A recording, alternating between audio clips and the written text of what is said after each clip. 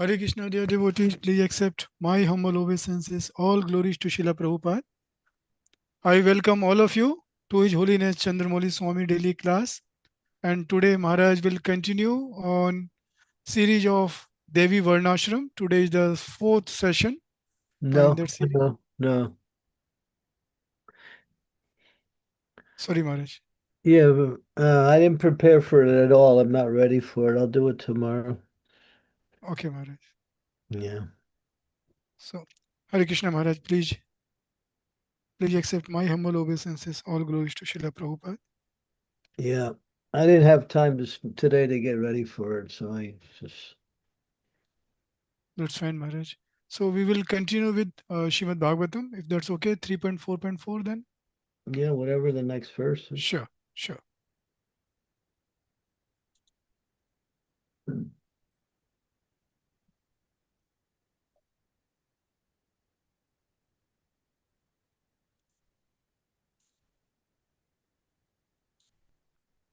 Over to you, Maharaj. Okay. Om Namo Bhagavate Vasudevaya. Om Namo Bhagavate Vasudevaya. Om Namo Bhagavate Vasudevaya. Aham Jokto Bhagavata Prapanarti Harenaha Bhadravim Tvam Prayahiti Swakulam Sanji Ri Suna.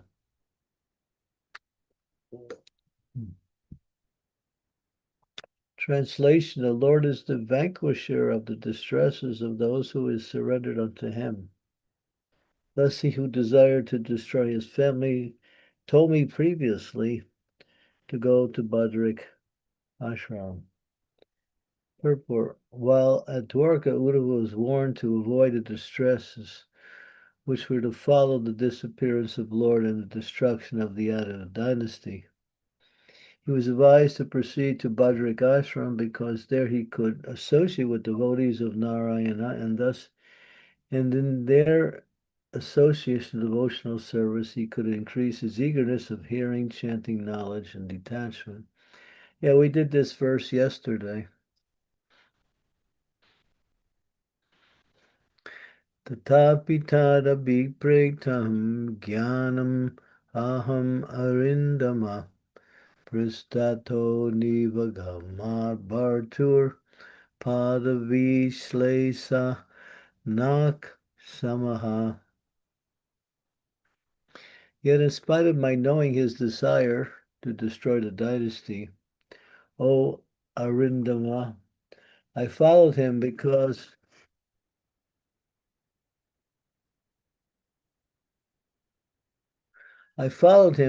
it was impossible for me to bear separation from the lotus feet of the Master.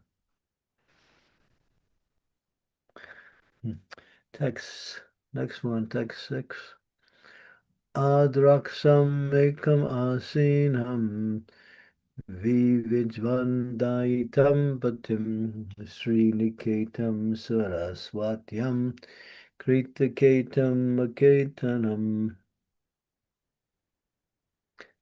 Thus following, I saw my patron and master, Lord Krishna, sitting alone and deeply thinking, taking shelter on the bank of the river Saraswati, although he is the shelter of the goddess of fortune. Purport: those who are in the renounced sort of life often take shelter underneath a tree. Lord was found by Uddhava in that condition of taking shelter, as do persons who have no shelter. Because he is the proprietor of everything, everywhere is his shelter, and everywhere is under his shelter. The entire material and cosmic spiritual manifestation is sustained by him, and therefore he's the shelter of everything. So there was nothing astonishing in his taking shelter in the way of the unsheltered who are in the renounced order of life. Omigyantimirandasya girajana salakaya. Chakshuvamilitam mena tasmai Shri Gurave Namaha. Nama Om Vishnu Padaya Krishna Prastaya Bhutale Srimakti Bhakti Vedanta Swami Niti Namine. Namaste Saraswati Deve. Gauravani Pacharine. Nirvisesa Sunyavari Pastyatya Satarni Vanchakalpa Tarubhischa. Vipa Sindhupe Vacha Patitanam Pavanebhyo. Vaishnavebhyo Namaho Namaha Jai Shri Krishna Chaitanya.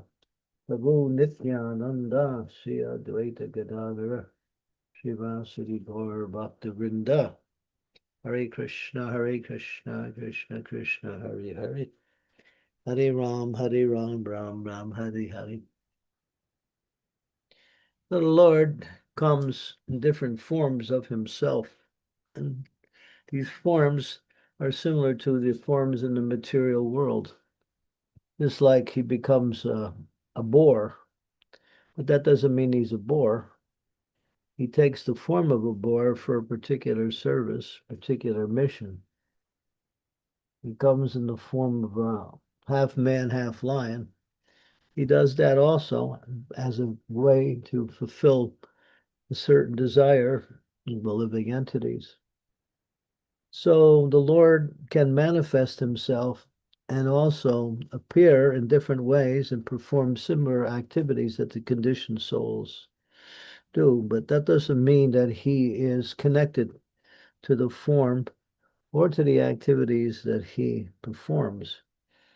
He is always the source of all of these activities, and he is never, what we say, under the influence of the material energy, although the living entities are always under the influence of the material energies. The Lord, although he acts ordinarily, he is not under the influence.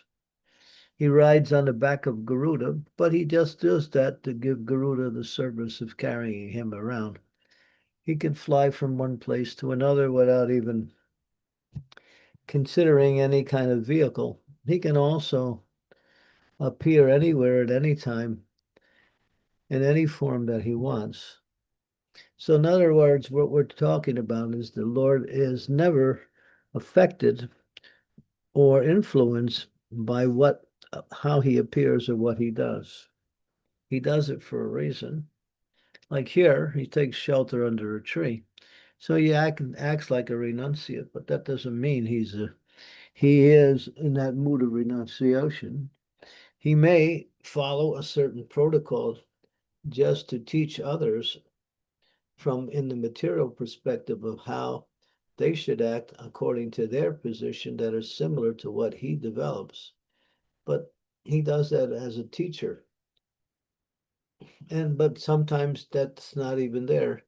In other words, he is not bound by any laws.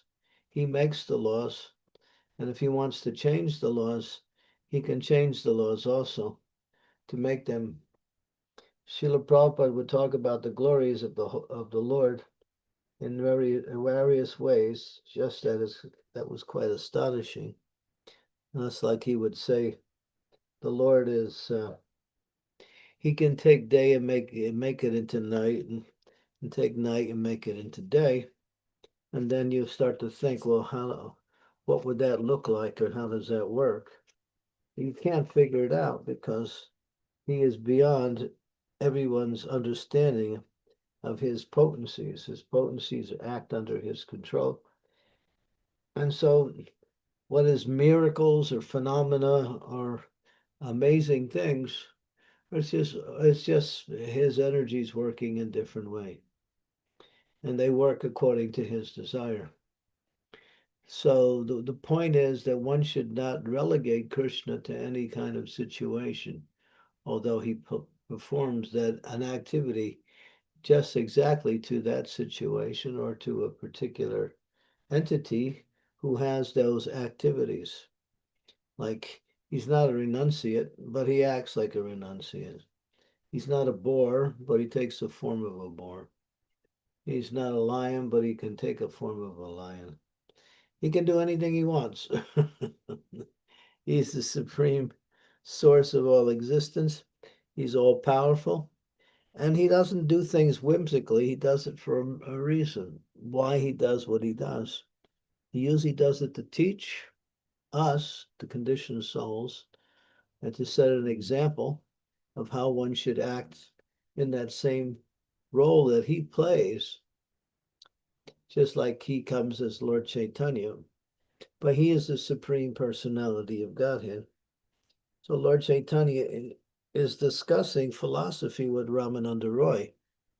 But Lord Chaitanya is in the role of hearing from Ramananda Roy about the principle of bhakti as it goes from one stage to another. But Ramananda Roy is not really speaking. The Lord is speaking through him. It's kind of interesting. The Lord is listening to Ramananda Roy speak, but what Ramananda Roy is speaking is coming from the Lord. So the Lord is listening to what he tells Ramananda Roy to speak. So this is Krishna. He's all powerful, and he does it for teaching too. So as his role as Sri Chaitanya Mahaprabhu, he's teaching what it means to become a devotee, how one should inquire from those who are learned in order to understand the philosophy and the practice of bhakti. So everything about Krishna is transcendental. So transcendental means above the material. The laws of material energy don't apply to him, and he can flaunt it. Sometimes he acts within the laws of material nature, and it seems to be he's entrapped by that law. Like when he was in Vrindavan and the cowherd boys were playing, he left their association for a while, but he was in the vicinity of where they were playing. And then there was this one monster, a snake. He was a powerful demon who took the form of a hideous snake, and he was a monster. When he would open his mouth, the bottom of his lip to the top of his lip was 1 mile high. And he did that, this demon, in order to catch Krishna and the cowherd boys and kill them. So when he came, the cowherd boys saw this monster. Some of them understood it was a demon, others didn't know what it was. And they said, let's go. There's a place we can play inside there. Looks like a cave.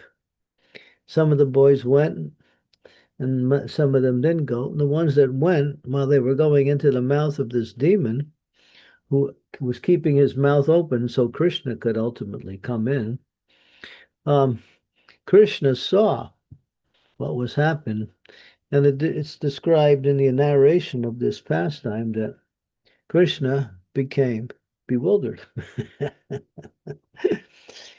other words, he was amazed to see his own material energy and how powerful it is. So it's not like he became bewildered. He was showing that um, if I can become bewildered by my own energy, what to speak of you? So one should always know that the material energy is bewildering because that's its nature. It's called the illusionary energy. Bewildering in the sense that it looks like something it's not, or it presents itself to be able to provide something that is different than what it actually provides. That's why it's called illusionary. It exists. It's not just some imagination. It does exist, but it doesn't exist in the way that it presents itself. It has another energy there. And that energy is the bewildering energy of the material energy to keep the conditioned souls locked into it. So when Krishna became bewildered, it was like, oh, how is that possible? But then he, just to show the astonishment of a conditioned soul and how powerful this demon was. And then Krishna, of course, he entered into the mouth of the demon. And when the demon closed his mouth, Krishna expanded himself unlimitedly, and it burst through the top of the head of the demon. And then his soul went up in the air and then came right down into the body of Krishna, and he got he actually got liberation from Krishna because of being killed by Krishna. But and of course, and the point is that Krishna gets bewildered, but he doesn't get bewildered. It just sounds like he gets bewildered. God can never be bewildered by his own energy. Parasya Saktavida Suyate Swabhi Gyanam Balakriya Cha. His energies work according to his will, and they work exit perfectly. They're never out of line. They only do as he conducts. But it appears at times that he's captured by his own energy, or he's under the influence of his own energy. So we get to understand a little bit about Krishna, because the conditioned souls who see that, or even so-called spiritualists, they say, just see, when Krishna comes to the material world, he takes on a material body and he's under the influence of the material energy. But it's not true. It just appears that way. As something can appear to be something else, and so in the same way, Krishna appears to be bewildered or locked into the material energy, but that's just an appearance. Just like what would be an example. If you're sitting in a train and you're sitting there and the train is not moving, and there's a train next to you which is moving, it looks like you're moving, but you're not moving. It just appears that way. So in the same way, things appear in a certain way that are different than what is the actual reality. So that's Krishna. He's all powerful, and he's not limited in any way in his power. People like to relegate or criticize him for his activities and relegate his activities to be like the conditioned souls, or maybe not like the conditioned souls, but just a little bit above the conditioned souls. But that's also another uh, mistake by the conditioned souls, because he is never, and that word is used with emphasis, under the influence of his own created energies. Okay, so these are some things we can think about. Krishna, the all-powerful nature of Krishna, but bewildering at the same time. Krishna can bewilder anyone. He took the form of a woman to bewilder the demigods. I'm sorry, bewilder the demons when they wanted to steal the nectar away from the demigods. And so during the churning of the milk ocean, they produced this nectar. And the Lord wanted the demigods to have the nectar. It was the nectar of immortality. In other words, if one drinks it, they would live for many, many hundreds of years longer automatically. And so Krishna wanted the demigods to have it, but when it appeared, the demons snatched it away from the demigods. And now Krishna, in order to get it back, became a beautiful woman whose name was Mahini Murti.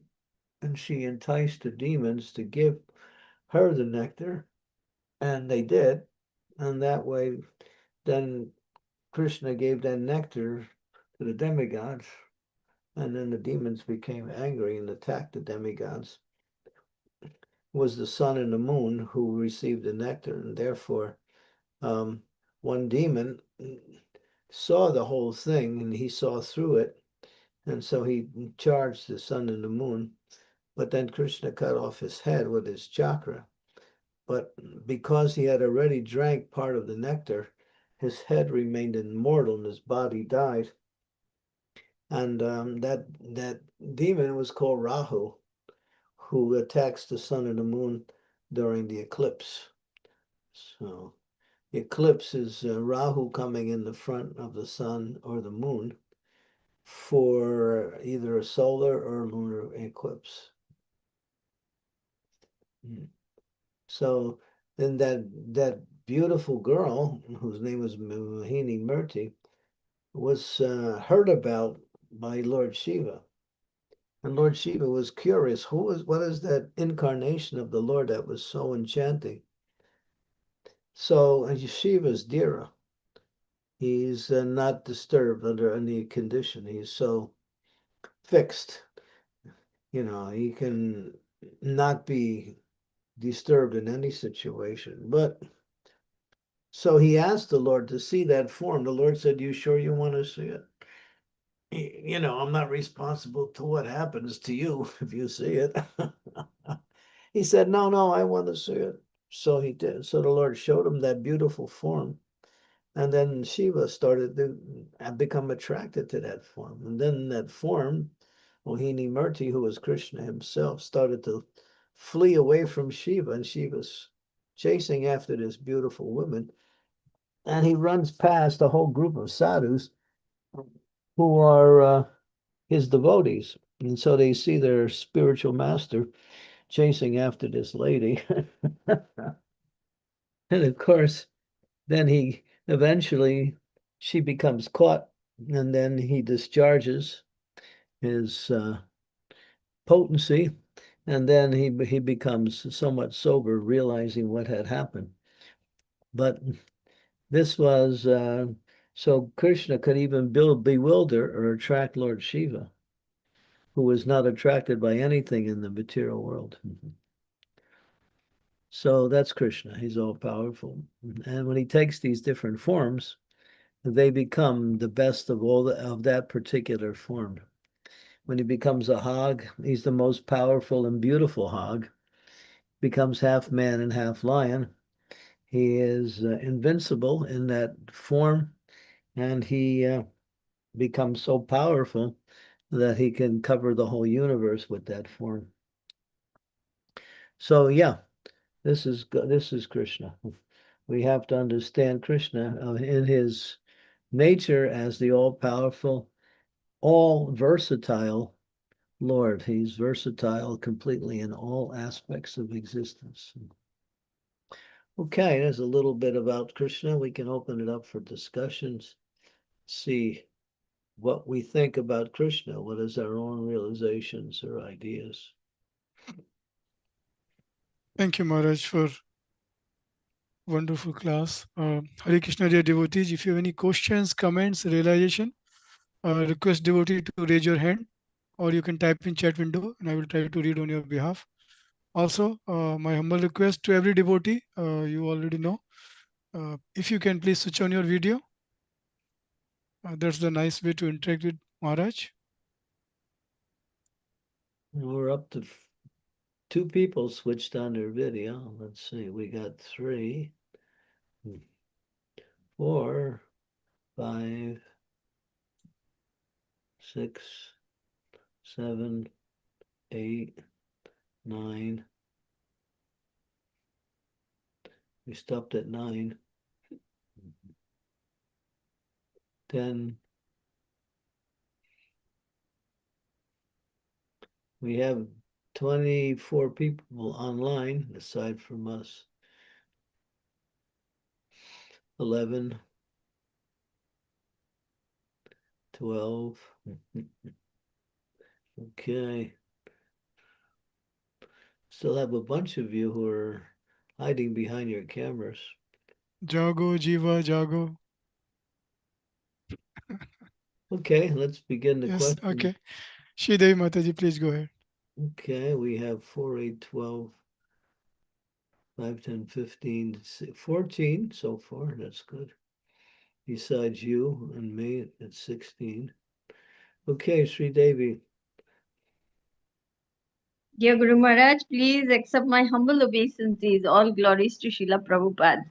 Guru Maharaj, as you were talking about the bewildering potency of Krishna and relating this pastime of Lord Shiva, running through hills and forests and hermitages, and the sages are all seeing, and then finally, he realizes, oh, this is my Lord. And we understand that in this material world, the most alluring of all the temptations, I think, is beautiful woman or beautiful man. And it is only when we get more attracted to Krishna than to the forms of this material world, then only we can overcome that, isn't it? Very good. Okay. You're reciting Shastra perfectly. Just So, how see, can we? just see my Maya in the form of a woman, Krishna says. It can attract anybody and everybody.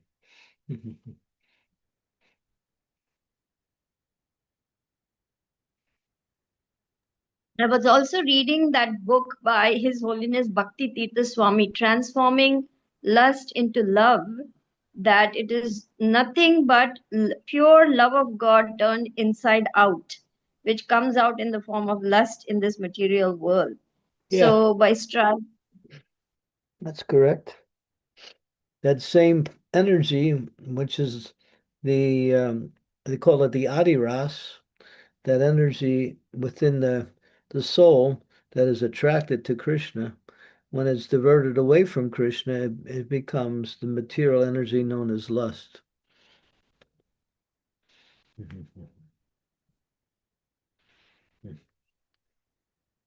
Yeah, that's correct.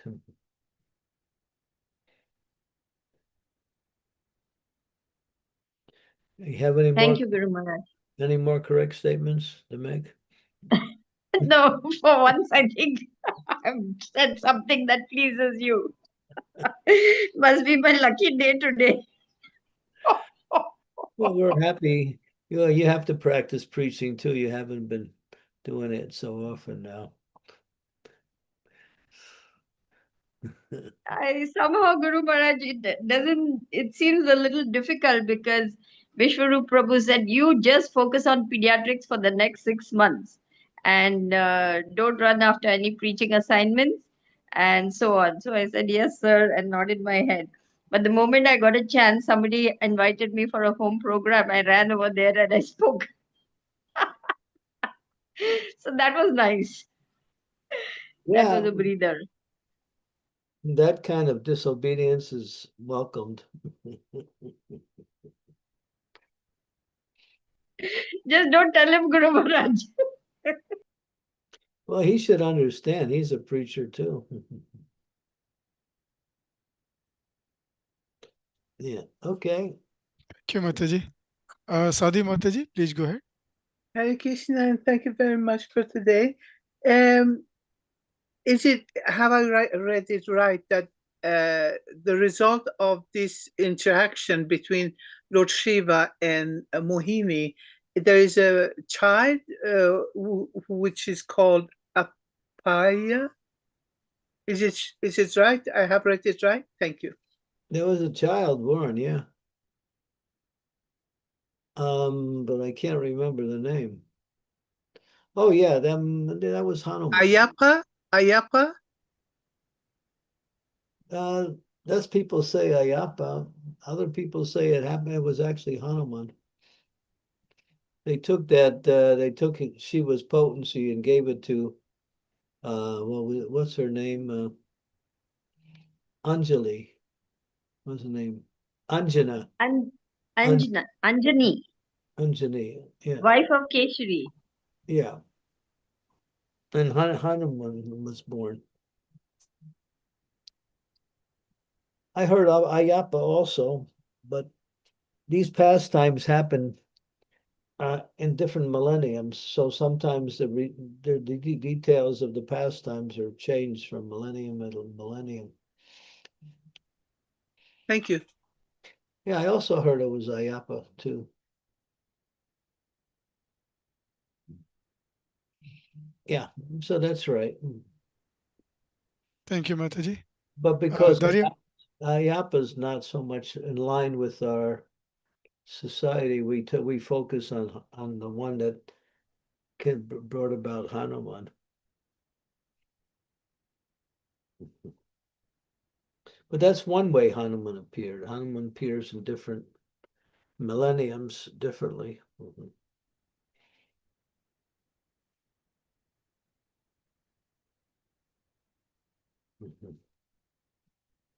Thank you, Mataji. Darya Mataji, please go ahead.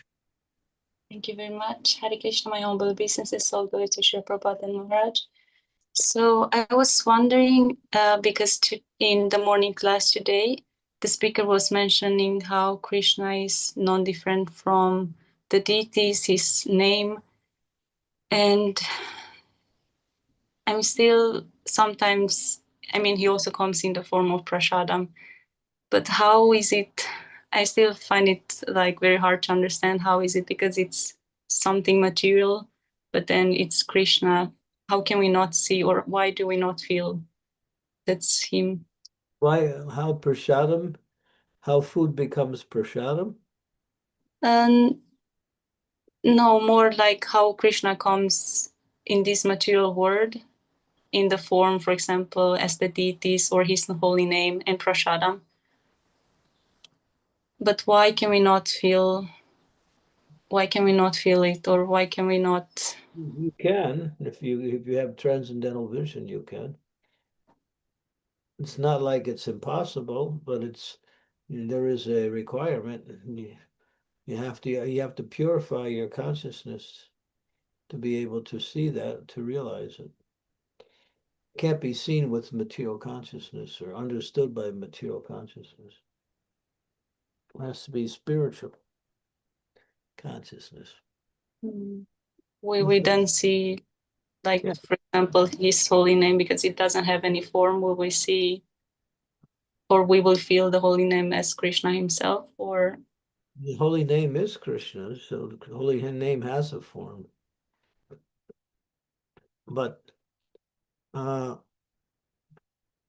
just because, but if you stay in Krishna consciousness, you can gradually move away from your limited vision and come to the point of pure vision or pure consciousness.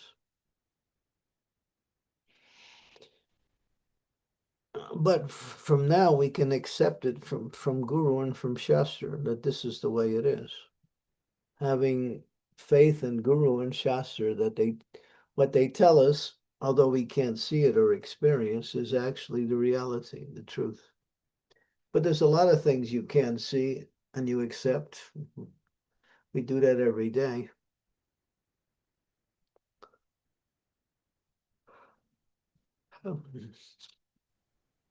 but then how can he be present both here and then in the spiritual?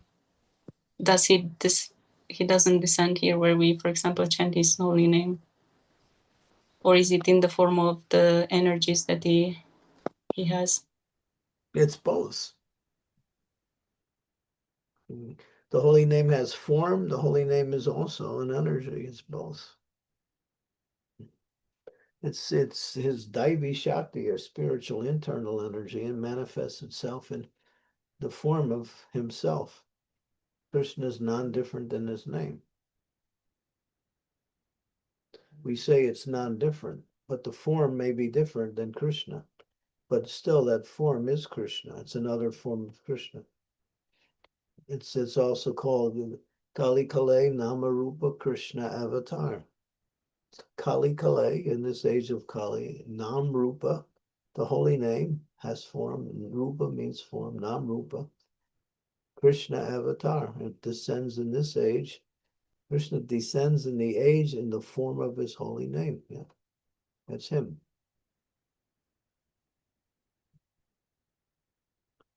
You expect to see material with the spiritual with material vision, you forget it. You expect to understand transcendental knowledge with material logic, you can't. You have to go to the higher realms to understand these things. You have to go to Shastra, you have to go to Guru, you have to go to purified consciousness. You have to understand we're in this material world, we're always bewildered. We're always bewildered. We don't know anything. Get out of that illusion and come to the reality. But that requires you to change your consciousness to purified consciousness. Get away from the material activities and take up spiritual activities, and your consciousness will change. It changes gradually. Right now, we're in a big illusion. We think we're the body. We think we're coming from a particular country. We're thinking we have a particular set of qualities. All these things are not true. It's all illusion because it's all based on a false premise. We're not the body. How can you live a life based on the body and call it reality when you're not the body? You're something different than the body. If you think your car is you, then you're a problem. You use the car to drive around, but you're not the car. So we use the body to live in this material world. But that's forced upon us because of our desire to be separate from Krishna, therefore. So material world means ignorance.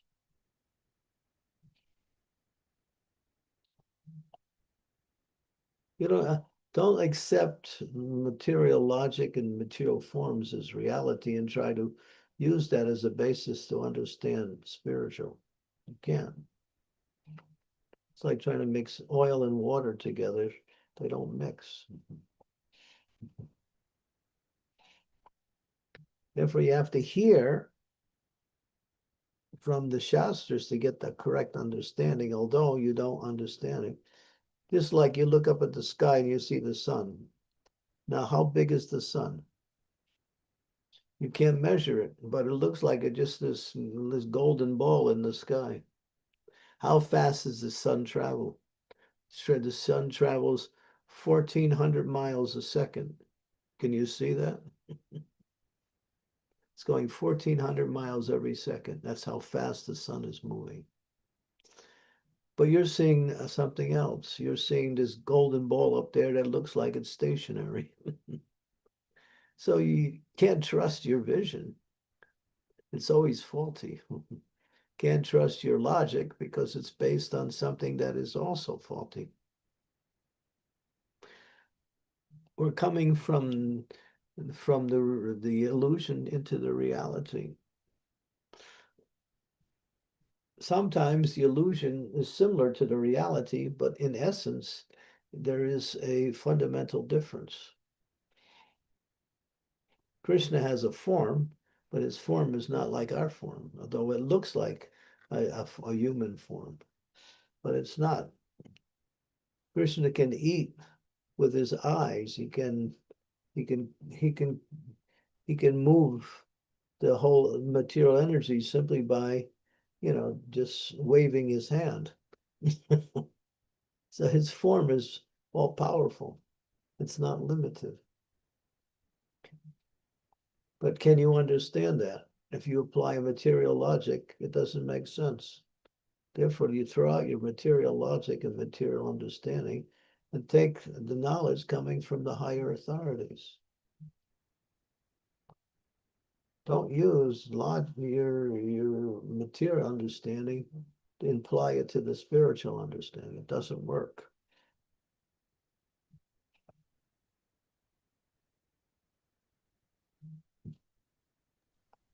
They're fundamentally different. There's a beautiful doll in the window. It looks like a girl. Some people say, oh, look at that. Look at that lady in the window. But then when they get close, they realize this is a doll. That's all it is. So our eyes are deficient. All our senses are deficient. We can't even see our eyelid, which is the closest thing to the eye.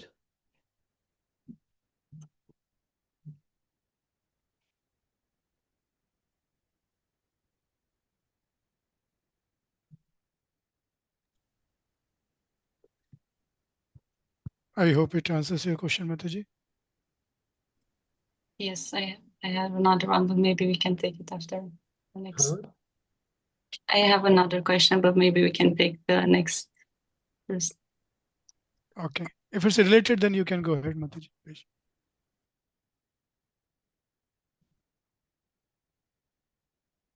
Mine or Amrita?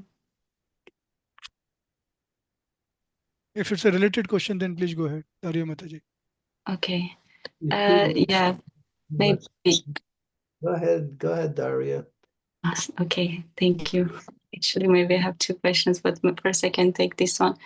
I was wondering, for example, like what can we do more to change our consciousness to really, when we go, for example, in front of the deities or when we honor prasadam, I mean, I was thinking this morning, we just eat without really thinking, oh, this is Krishna's mercy. Or like when we chant, for example, it becomes sometimes like very automatic. Want to understand something or experience something beyond your ability to experience, you have to accept it in theory, that it's different than what you perceive. You have to accept it that way. There's no choice, because all of your faculties can never understand things. So you accept it. It's coming from authority. The question is, if you don't accept authority, you won't accept what they say. But we accept Krishna as the authority. We accept the pure devotee as Krishna's representative, who is also his authority.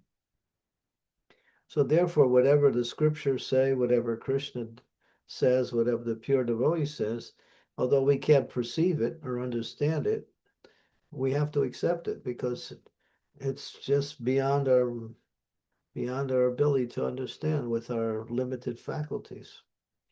If you could understand Krishna, then you would be as good as Krishna.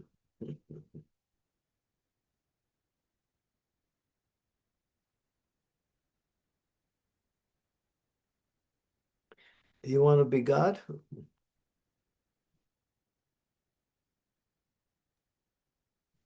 No? No. Okay. Some people want to be God. We want to serve God because the servant of the Lord enjoys on the same level as the Lord, because the Lord is so merciful. He gives his mercy to those who dedicate their lives to his service.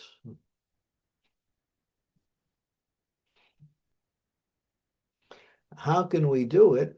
The answer is easy. Chant Hare Krishna, read the scriptures, go worship the deity, associate with the devotees, take only Krishna prasadam, stop trying to enjoy this material world. That's how you can do it.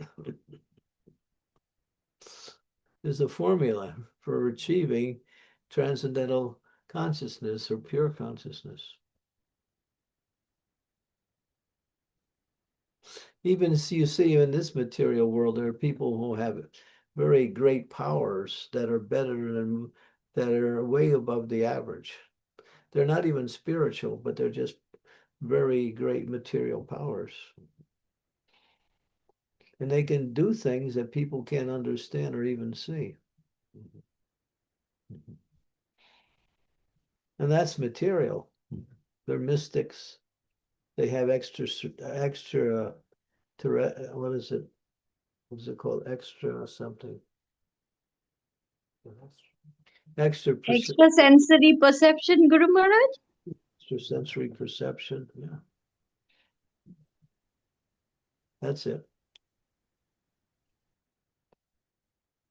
There's one man, he made the Statue of Liberty disappear in front of everybody. The huge lady standing in, in Hudson, on the bank of the Hudson River there between New York and New Jersey. He put a curtain in front of the statue and then he pulled it away and the statue was gone.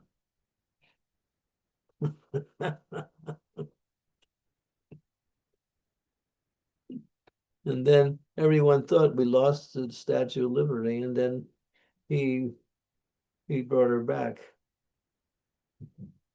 But it was just some magic, that's all it was. But to everyone's vision, it looked like the statue had disappeared. Houdini, the famous magician, used to put him in a box, you lock up the box, you wrap it in chains, and you throw it in the ocean, and he gets out. How does he get out? That's still material. That's not even spiritual. So what about Krishna? He's way above all of these things. He's the master of all mystics. He's called Yogeshwar. He can bewilder anybody. And we're always bewildered by his energies anyway. That's our situation.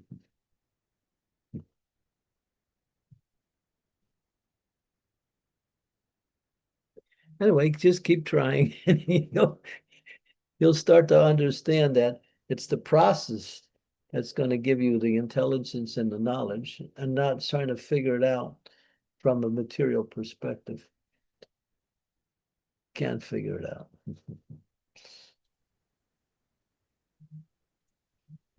Thanks, Mataji. I hope it answers your question. Thank you. Okay. You still all right? Did I destroy you too much? No, I was just thinking, like, sometimes we like follow the process, but still sometimes we feel we are not advancing anymore, or we feel stuck. So I was wondering what if we are doing or if we should do something more, like, for example, what we should think when we go in front of the deities, or what we should do, for example, when we honor prasadam. The honor prasadam, realize it's we call it honoring. We don't call it eating. That means you're welcoming Krishna in the form of foodstuffs. Because some devotees, they say we should eat in association with other devotees, but then it can become like we are talking about something else, and then we are not really honoring the prasadam. Or others say that we should not like talk and then just. Well, if you take the example of Srila Prabhupada, when he would take lunch, he would take lunch alone, and he would look at the wall, so he could honor the prasadam as Krishna. Prabhupada did that. And sometimes when there were special guests, he would eat with them, but that was very rare. Most of the time he ate alone, just to honor Krishna in the form of prasadam. That was Prabhupada. And when you're tasting the prasadam, you say, oh, this taste is so nice. That taste is Krishna. Then you're actually becoming Krishna conscious.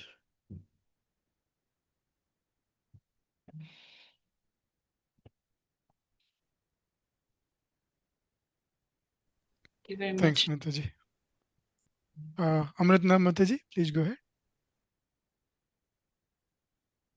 Hare Krishna Guru Maharaj, my humble obeisances, all glories to Srila Prabhupada. Very firstly, thank you for the glorification of Krishna, what you do, and his potencies. It is always wonderful to hear that. Thank you to Daria for asking that question. Guru Maharaj, my question was,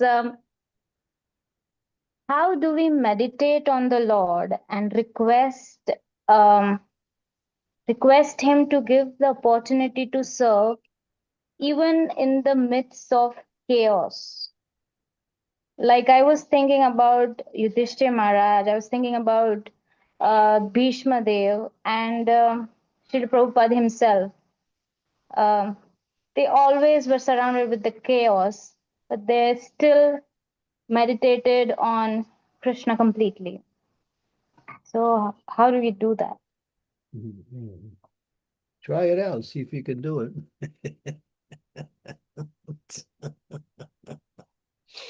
I am aspiring for that, Gumash. That is why I questioned you. Can you walk a straight line and chew bubble gum at the same time? I don't know. Can you multitask? There are people who can multitask. They can do many things at one time. They do each one perfectly. So, and when there's chaos around or disturbance, and either you get yourself removed from that environment, or you somehow or other do something to concentrate, to bring yourself into a more intense state of concentration, or deeper state of concentration. Like today, I went to the temple and I was chanting japa in the temple, and there was one devotee chanting really loud. So I found it a little disturbing, so I just I mean, I could have walked out and chanted somewhere else, but I didn't. I just put my earplugs in. So you can put your earplugs in when these things are going on. Practical. Yes, Guru Maharaj. Yes, yes, I'll definitely do that. It's always wonderful when we hear. Actually, Yudhishthir Maharaj was definitely born with that ability. That he was benedicted right from his birth. That he can stay steady even amidst the war. So that is a whole different level, but we can still aspire for that as a sadhakas. Yeah, that's Dira, undisturbed. Yeah. It depends. It's usually about strength of mind. Some people have strong minds and others don't have such strong minds. The mind is also an organ. And you can strengthen it to some degree, but there's those who have karma, and based on their karma, they have a particular mind. Some are more limited, some are more expansive, some are more intelligent, some are more creative. Now, the mind is also like that. But then whatever you have, you can also develop it too. And Krishna consciousness, as is the process of developing.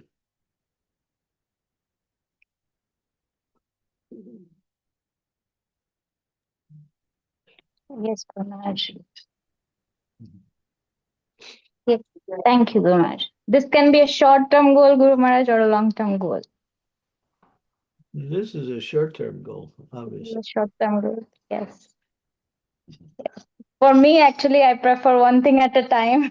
I'm not so much of a although I do have the Grihastha ashram always demands the multitasking, but for me, I try to prefer one thing at a time. So I prioritize things. But when there's more than one thing, do you get disturbed?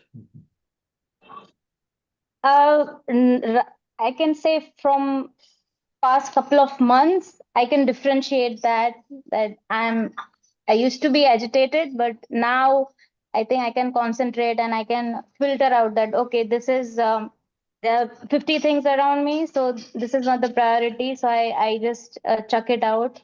I just concentrate on one thing, what is the most priority. Accepting your situation and learning how to work with it.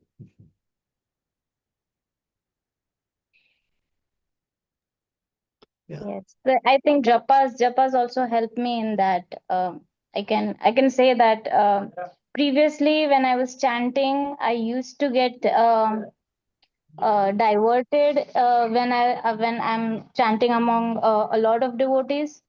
But now I can concentrate more on the sound. So than before. So that has also helped me go.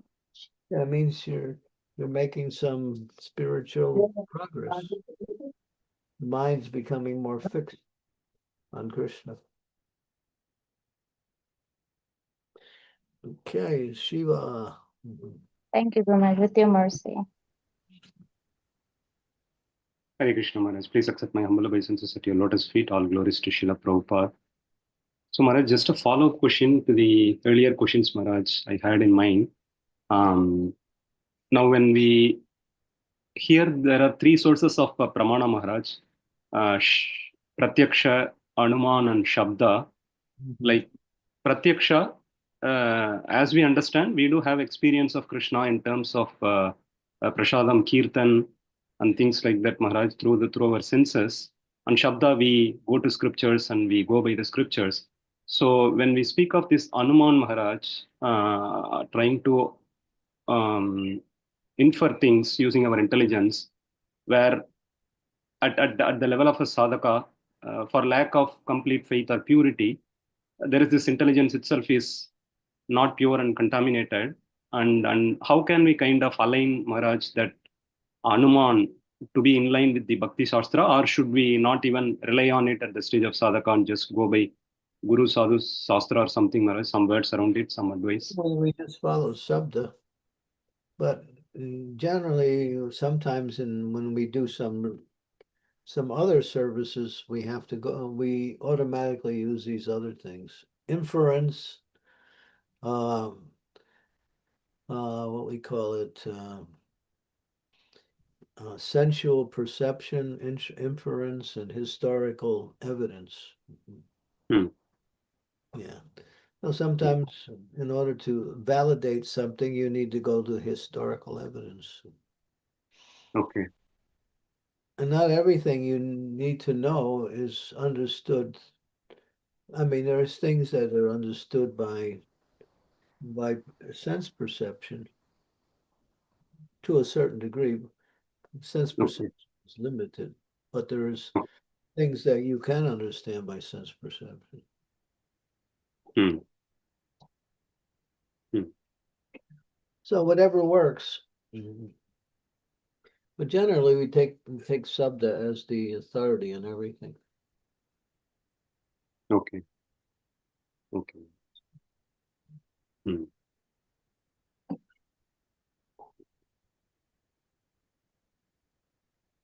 Okay, Vrindavanath, maybe we can stop here. Yes, Guru Maharaj, there is one question on chat. If you can take it, or should we? Yeah. Mhm. Maybe we'll take this as a last question from Ashutosh Prabhu. He's asking how to differentiate whether thoughts to do some action in a certain tricky situations are coming from mind or consciousness or soul. How can we improve our intelligence to clearly demarcate? Well, you have to evaluate the situation and see what that intelligence is telling you. It may be practical, but it may also be doable.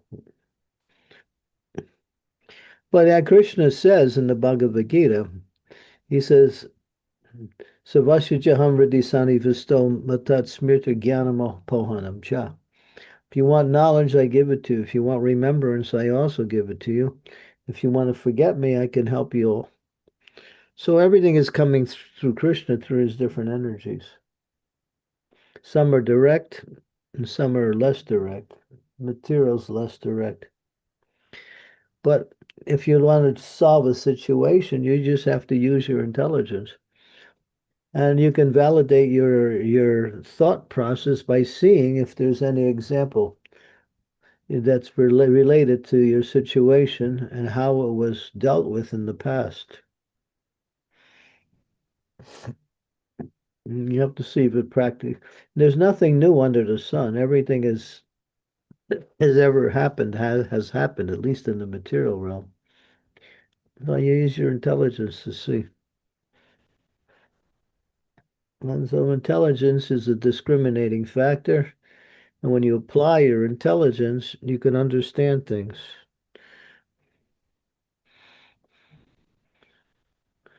But then again, if you think, oh, I don't have enough intelligence, then you can get that intelligence from authority, from Guru, Sadhu, Shastra.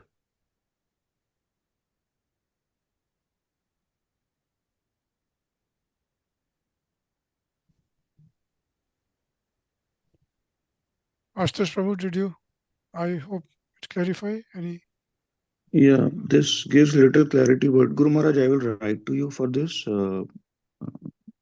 because it always like not just one situation, but a couple of things. When I think about it, it always gives kind of confusion whether like what should be my uh, frame of reference to think about, like whether it should be me, my family, my parents, uh, you know, other people. So because that frame of reference determines different thoughts and different actions. So maybe like I can write to you in a detailed way. Yeah, you have to provide the frame of reference that applies to what you're dealing with. Yeah. Not just take any frame of reference.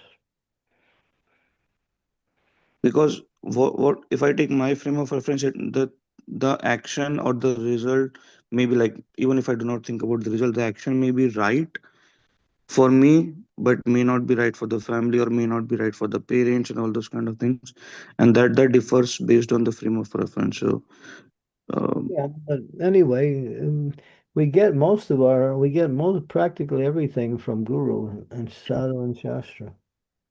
Everything is there. Our frame of reference is already there.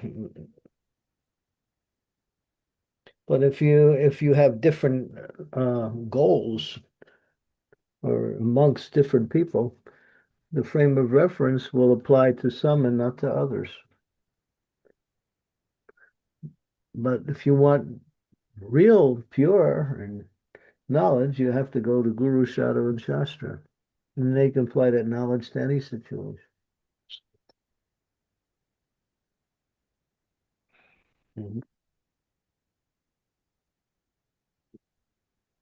Yeah, our frame of reference is already established.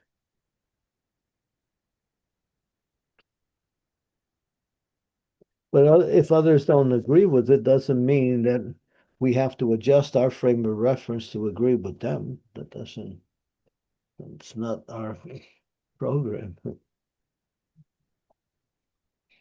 yeah, because irrespective of what frame of reference you choose, you end up disappointing some or the other folks. Because they're not Krishna conscious, or they don't have the same values and the same lifestyle as you are. So you're in two different worlds. Sure, Guru Maharaj. Okay, I do have to go because there's a bunch Yeah. of things on the horizon here. Yeah, thanks, Ashutosh Prabhu. So Tomorrow we'll close. we'll do Varnashram. Sure, Maharaj. Yeah. So Shrimad Bhagavatam ki jai, Srila Jai, Prabhupada ki jai, Anant jai. Koti Vaishnava Vrind ki jai. Thank you, Maharaj, for this amazing class today. Okay, Gaur Premalande, Hari Hari Hari. Hari Bol. Hari Bol. Thank you very much for today. Hare Krishna.